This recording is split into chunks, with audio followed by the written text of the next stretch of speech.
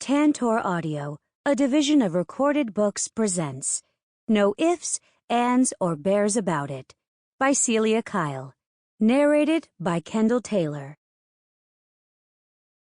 1. A bear cub sat in her pantry. Mia squinted and peered into the dim interior. Yup, a bear cub. The small ball of fur shifted, reflective black eyes settling on her with interest. Heck no, she was not being mauled by a bear. She slammed the door shut and counted to 5, sure it'd been a figment of her imagination. Her mind had been playing tricks on her ever since she'd walked through the door of her deceased grandfather's home. Part of her wondered if he decided to haunt her as he'd always threatened. A familiar pang of grief speared her heart. That fleeting thought brought back the memory of standing at the old man's graveside less than a week ago, clutching her dad's hand as her grandfather was lowered into the ground.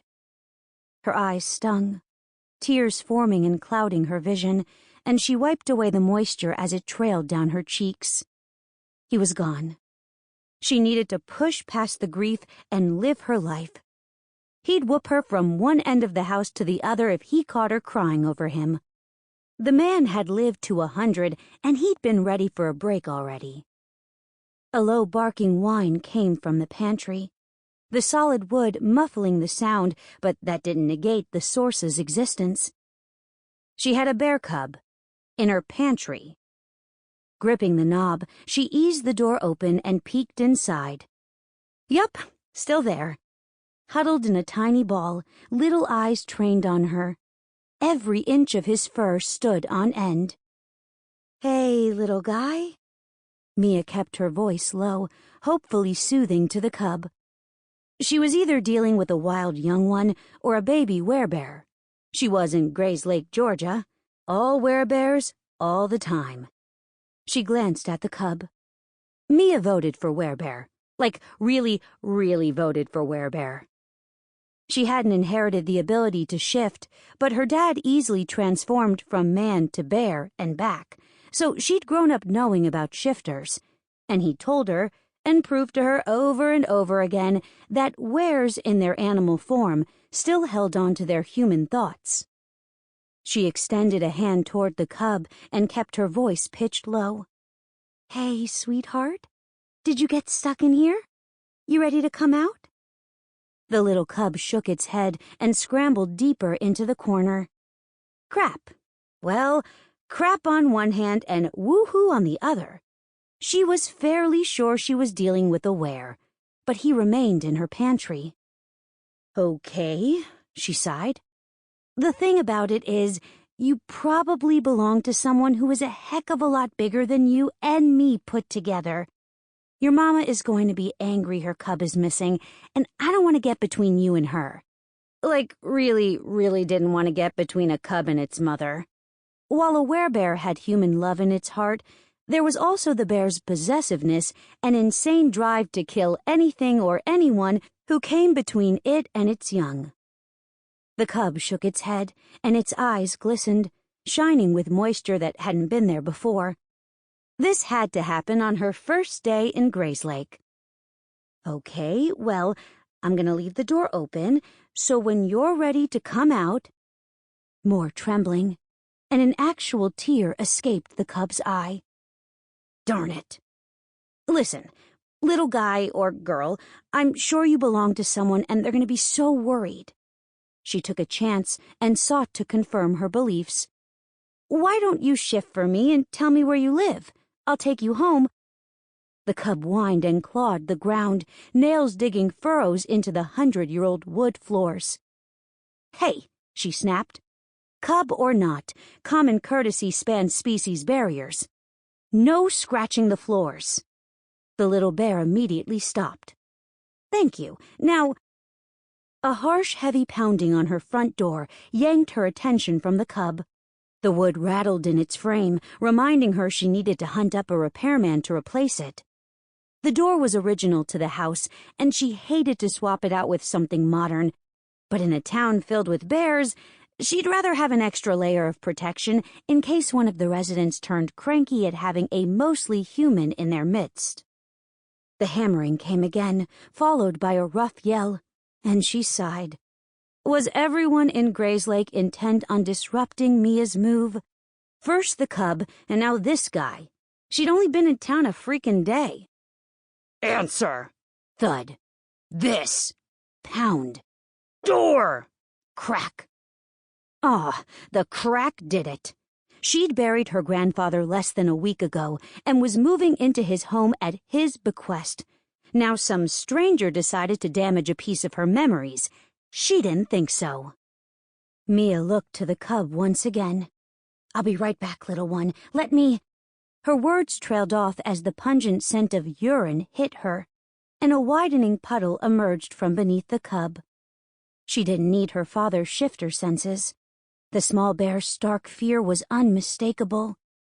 There was a reason the cub was hiding, cowering in her pantry, and she guessed it had everything to do with the man darn near breaking down her door. She held a hand out, palm facing the small one. Stay. The only response she received was a tiny shudder. More pounding from the front of the house echoed down the hallway. The man's increasing growls easily reaching her through the old walls.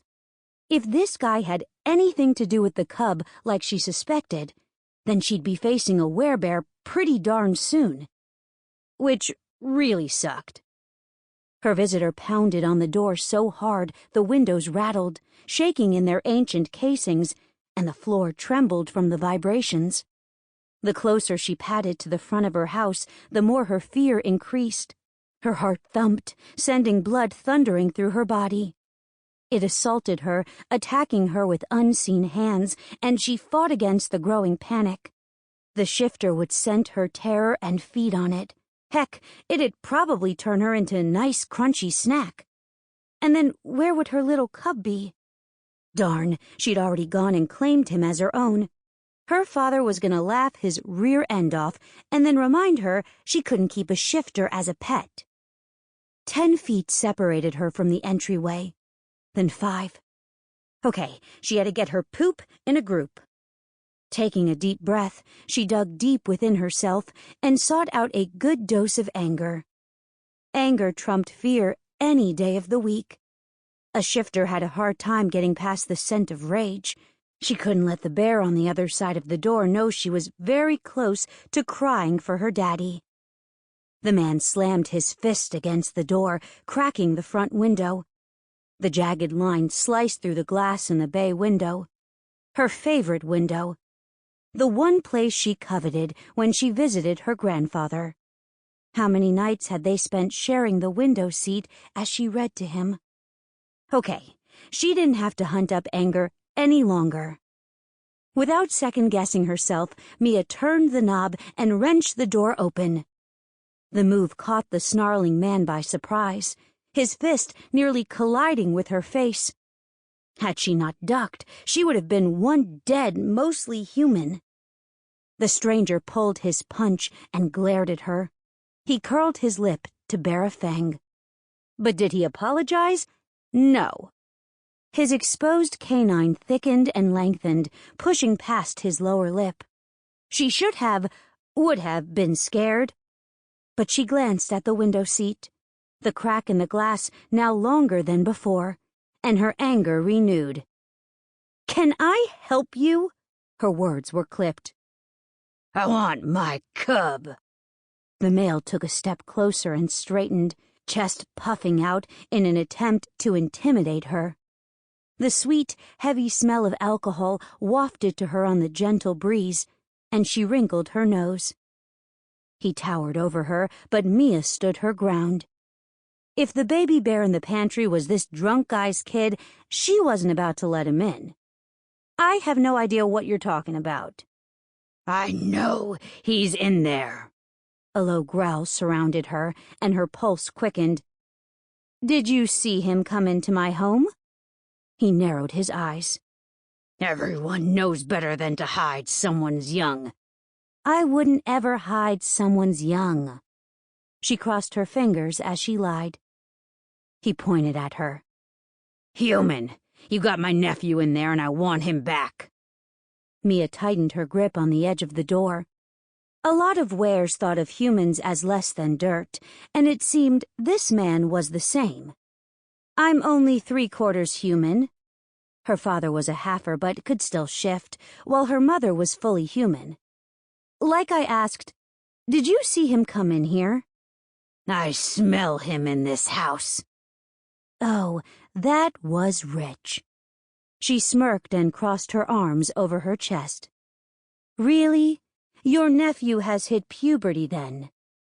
She knew the answer, but the snarky angel on her shoulder nudged her into being a butthead. I know that kid's scent. So he has hit puberty then, because if he has, calling him a cub has to annoy him. She glanced behind her, noting the boxes scattered through her home and taking up every spare inch. There was no way for her to hide a 400-pound shifted teen in her house. I'm not sure where you think I'd hide an adolescent bear. He's 4. The werebear swayed in her doorway, and more of that sweet stench of alcohol drifted toward her. Blech. So, he's still holding the scent of the forest. I thought males couldn't scent young before they hit their teens, and they had to rely on sight until then. Only mamas recognized their cubs by their smell. Mia shifted her weight. She sensed the bear getting more pissed as time passed. At least that's what Granddaddy told me. She tapped her chin with a finger. Maybe he was wrong. He also should have told you that you don't keep a bear from its cub. It's dangerous. You need to send the boy out here, or else you'll end up dead like. He snapped his teeth together, and another growl came from him, this time deeper and filled with the man's beast. Dark brown hair sprouted from his pores, and his mouth began its shift from human male to deadly grizzly. Aw, crap on a cracker. She took a step back, putting at least another foot between her and the psycho shifting into a bear in the middle of her small neighborhood. She glanced across the street and met Mrs. Laurie's gaze. The woman held a cordless phone pressed to her ear. Okay, the ancient woman was either gossiping with Edna at the post office or calling the police. Mia really hoped she was getting the cops. A snarl from her visitor snared her attention. Darn it, his features had taken on more of the beast. His forehead flattened, the distance between his eyes increasing, and his mouth became a fur-covered snout. He opened his mouth, exposing 2 rows of deadly yellow teeth, and fear rose fast and hot once again. The man took a step forward, and she had no choice but to back up. Adrenaline filled her veins, pumping fast and boiling through her body. She had to keep him away from the cub. Fight or flight battled inside her, and she realized she had only one option: fight. The little cub was terrified of this male, and after meeting him, she easily saw why. He was a drunk and a bully. Based on the way he was trying to physically intimidate her, she didn't doubt he had abused the cub in some way. Women and children were cherished by wares. This guy seemed to cherish whiskey more than anything. "Sir, I think—" The jarring whine of a police siren blasted through the air, and some of Mia's fear fled. Since Grayslake was a shifter town, the cop heading her way probably had some fur hidden beneath the uniform. There was no way the bears would put a human in that position. The guy on Mia's porch spun and snarled at the approaching vehicle. If the whirring noise hurt her ears, she couldn't imagine what it did to the sensitive hearing of the were. Good. The car screeched to a stop in the street, sliding sideways and making the tires squeal with the sudden halt. The male inside the vehicle flung the door wide and jumped onto the asphalt. Gris. The massive police officer stepped around the car door, and Mia gulped. The cop gripped a handgun with both hands. Shooting him wouldn't put the bear shifter down, but it would hinder his destructive capabilities. What's going on here? Skin's got my nephew. His parents died and left him to me. Told you last week. He's mine, damn it. Skin. She hated the derogatory name prejudiced wares had given humans. She bit her tongue on the need to correct him. Uh-huh. The gun-toting male kept coming, moving in slow, even steps. As inappropriate as it was, Mia drooled over the guy, just a tiny bit. What else could she do? The cop was tall, topping 6 feet, with wide shoulders, and she could only imagine the muscles hidden by his uniform. His brown hair shined in the day's bright sunlight, the rays dancing over the strands. Even from the great distance, she was caught by his vivid blue eyes. At the moment, they were hard and angry, but she didn't doubt they could reflect kindness just as easily. His strong, square jaw elicited feelings of safety within her. His entire, overwhelming presence made her think of being naked. She was really feeling her dry spell. Then the stranger, Gris, growled, and the sound snapped her out of her lusty haze. Right. A man trying to get through her to get at that poor cub took precedence over the hot cop. The really hot cop. It's my damn boy, Ty. Gris's voice was deeper, more of a roaring snarl than anything. She might not have him. 20 feet separated the cop, Ty, from the half-shifted bear. Either way, I can't have you wearing your fur on the street. Come on down now. Gris swayed and stumbled toward the steps. You gonna get that boy back? He's mine. Uh-huh, Ty nodded. We'll talk about it, Gris. Mia snorted. They weren't talking about anything if it involved giving the terrorized cub to the man before her. Then she realized snorting had been a mistake. Especially when Gris, even larger than before, spun on her and roared. It wasn't a low snarl or the wall-shrieking roar of before. Nope, the male was so loud her bay window splintered and shattered into 1,000,000 pieces. Chris, damn it!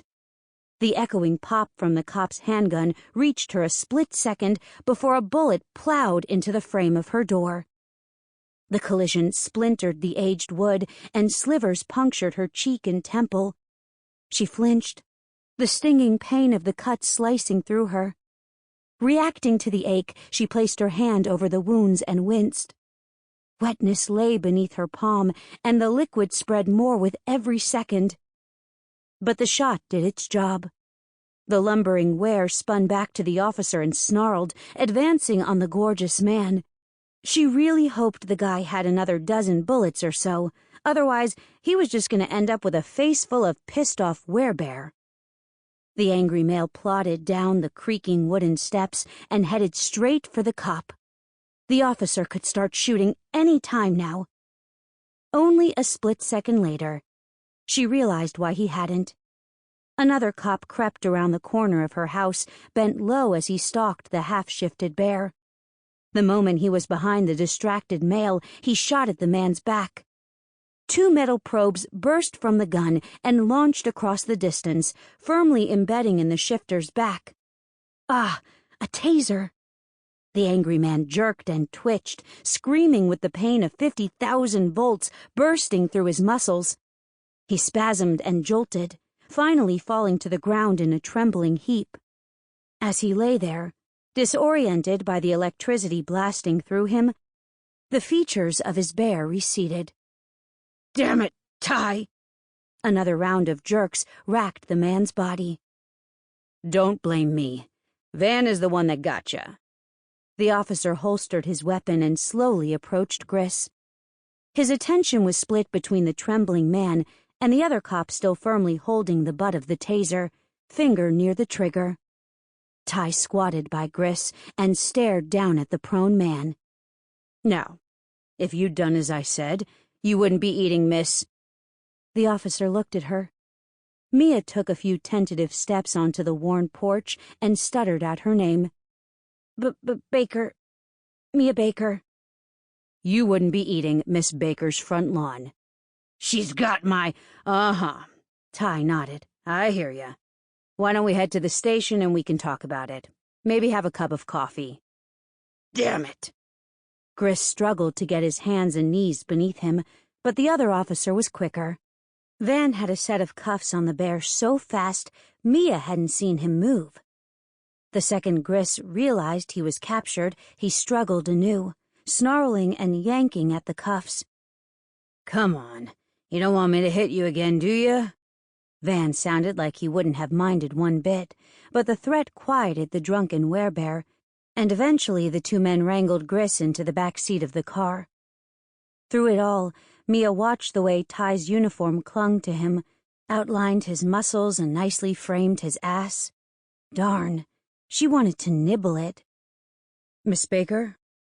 Lost in her thoughts, she hadn't noticed Van's approach. Standing on the ground while she remained on the porch, she noted he was eye level. He stared at her with eyes eerily familiar and very much like Ty's. "What?" She shook her head and grimaced. "Sorry." No problem, ma'am. He gestured behind him. We're gonna get Gris back to the station. He grinned, a wicked smile that crept into her and slithered over her nerves. A hint of arousal unfurled, but it had nothing on what happened to her body when she'd first seen Ty. Van leaned forward, propped his forearm on the porch rail, and gave her a wink. Then I'll be back to take your statement. A low growl was preceded by a barked order from Ty. Get your car. We've got a job to do. The officer's sharp words pulled her attention to him, and her heart stuttered.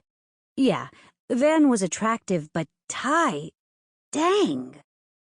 Giving her another wink and flashing a seductive smile, the officer wandered away, disappearing around the corner of her home. His departure had her turning back to a glaring, definitely angry Ty. Angry or not, the man was gorgeous. The car rocked, Gris fighting his captivity and causing the vehicle's springs to creak and squeak. Ty glanced back at the werebear and then to her again. We'll take him and keep him overnight. Get him sobered up. I'll come back for your statement just as soon as we get him settled in a cell. He spun on his heel, heading back to the rocking car. In moments, he was traveling down the street, roars following him. The second he was out of sight, Mia bolted for the house, slamming the door behind her. "Baby boy?" She crept toward the back of the house, hoping the cub was where she'd left him. After meeting who she figured was the bear's uncle, she prayed she could figure out a way to keep him out of the drunken jerk's hands. "Here, sweet cub." The pantry door's hinge creaked, the aged panel easing open, and then a small brown nose peeked into the kitchen. The snout was followed by the cub's dark brown eyes and furry head. A few flares of his nostrils preceded him, fully emerging from the pantry. Mia dropped to her knees, putting herself at eye level with the frightened child. "Hey, little guy. He's gone now, and we need to figure out what I'm going to do with you." The cub eased closer, the pungent scent of urine coming along with him. He whimpered and whined, pressing against her and nudging until she plopped onto the dirty floor. The little bear crawled into her lap, wet fur and all, and she didn't hesitate to cuddle him close. Okay, there was a teensy hesitation. But then those eyes. "All right, sweet stuff." She pushed her fingers into his thick fur, savoring his warmth. Mia dug into her jeans pocket and yanked out her cell phone. She'd programmed the small town's important numbers when she'd arrived, including the grocery store. The call was answered on the second ring. "Miller Grocery, this is Emily." "Hey, Emily, I need to place an order for..." She glanced at the cub. The growing cub. "I need 50 pounds of salmon and maybe 7 honeydew melons." The small bear chuffed and she glanced at him, at his begging eyes. "Actually, make it 10. Minutes later, she ended the call and focused on the child on her lap. "You had to crawl into my pantry. Huh." 2. Sporting a few new nicks and cuts, including a nice 5-inch slice on his forearm, courtesy of Gris. Ty Abrams trudged up Mia Baker's stairs. He'd done a little research on the woman before leaving the station. Gris had ranted and raved about her stealing his nephew, and while he didn't really believe the man, he'd still wanted to be prepared when questioning her. Her stats hadn't told him much. Mia Marie Baker. Single, 33, 5'4", brown hair, brown eyes, 170 pounds. Granddaughter of werebear Eli Baker, but she couldn't shift. What his research didn't reveal was the way the sun brought out 100 different shades of brown in her hair, or the fact that there were brown eyes, and then there were brown eyes. Then there was her weight. 170 was simply a number. It didn't state that her breasts were round and full, or that her waist tapered and then flared to a set of wide hips. Nor did it reveal she had a sweet heart-shaped face or an adorable pert nose. And those lips. Damn, he couldn't think about her lips without thinking about them wrapped around a certain part of his body. The woman was temptation personified. The crazy thing was, his bear agreed. No, agree was too tame a word. The beast roared in approval the first time Ty laid eyes on the woman. It pushed and prodded him to get closer and then went berserk when it looked like Gris was going to hurt her. It'd taken everything inside him to keep his beast at bay while dealing with the drunken bear. Good thing his brother had appeared when he did. Otherwise, Ty's animal would have burst free and taken the half-shifted male down by any means necessary.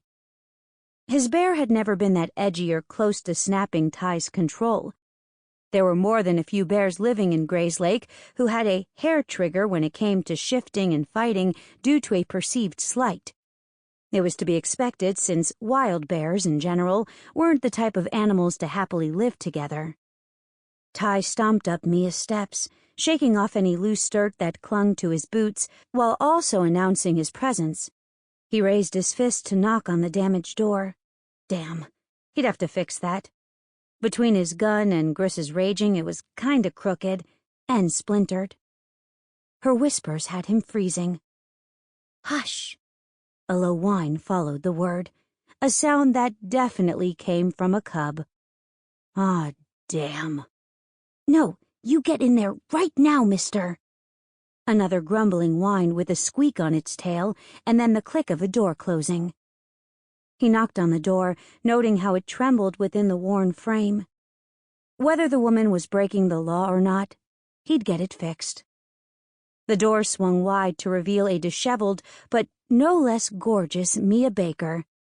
She'd changed clothes, this new shirt clinging a little tighter, her shorts a little more snug, and his cock twitched in appreciation.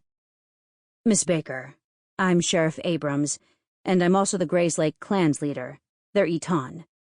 I took over from my father about 6 years ago. Your granddaddy was one of the clan's bears, so I'm assuming you know what that is." At her jerky nod, he continued, "I'm here to talk about Gris Holmes. Mind if I come inside?" Ty took a step forward, expecting her to move aside so they can continue their discussion in privacy and air conditioning. He was going to ignore that she smelled delicious, like sweet honeydew, woman, and sugar. Except she didn't move. Not an inch. "Miss Baker." He raised his eyebrows, and instead of stepping aside, she moved forward. He quickly backtracked and jerked in surprise when she yanked the door closed behind her. "No, thank you, Sheriff. We can discuss the incident here on the porch." Her words were polite, but her resolve was unmistakable. The woman wasn't letting him in the house. "I see." Ty stepped back farther, putting space between them. He had to, even if he didn't want to. What he wanted was to stay put and let her curvaceous body rub against him. Instead, he gestured to a nearby set of chairs. "Should we sit, then?" Mia gave him a rueful smile. "If you'd like to end up on your rear end." She shook her head. "Granddaddy was a lot of things, including a pinch penny. I doubt those chairs are anything less than 30 years old." "All right, then." He'd play it her way, for now. Ty dug into his back pocket and pulled out a pen and notepad. "Why don't you tell me what happened?" And she did. Well, Sample complete. Ready to continue?